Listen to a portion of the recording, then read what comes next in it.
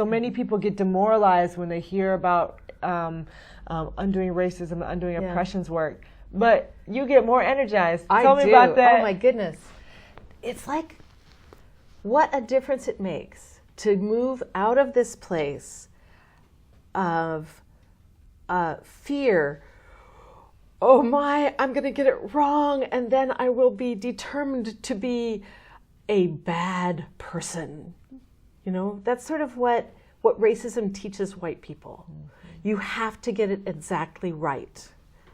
And you won't, is the reality. So then you must be evil in some way. But Undoing Racism Journey says, oops, well, let's see what we can learn from this. Let me see, what are the ways I can shift? Are there things I can do to make up for that mistake I just made that fell hard on you? It's a journey that gives me tools and a different way of looking at things that is much more filled with grace than the system of racism has taught. Like, none of us volunteered for that system. Mm-hmm. But you have to choose to undo it. And white folks get free when we undo racism. It's not for the global majority only that needs to be an emphasis. The straight community will get free when heterosexism that oppresses LGBTQ folks is dismantled. Men will live a much better life without patriarchy and sexism. Mm-hmm. It's getting better.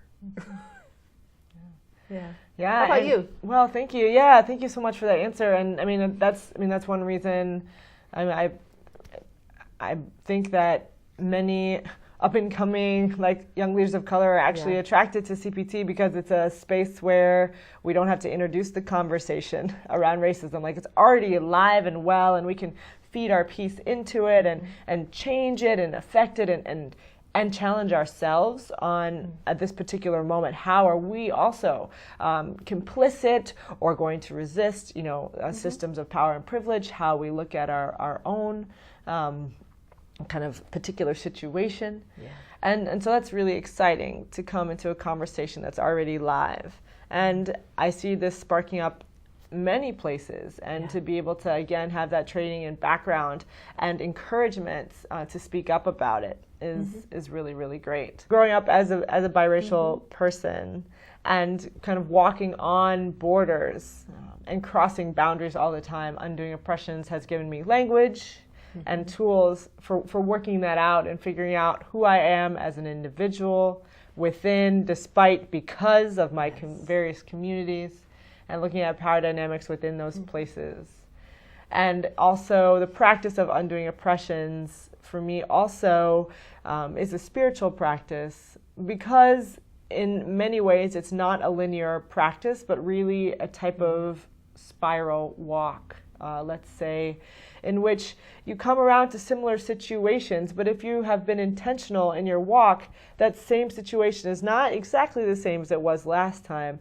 There's a little more glimmer of hope or an idea or grace that's accessible.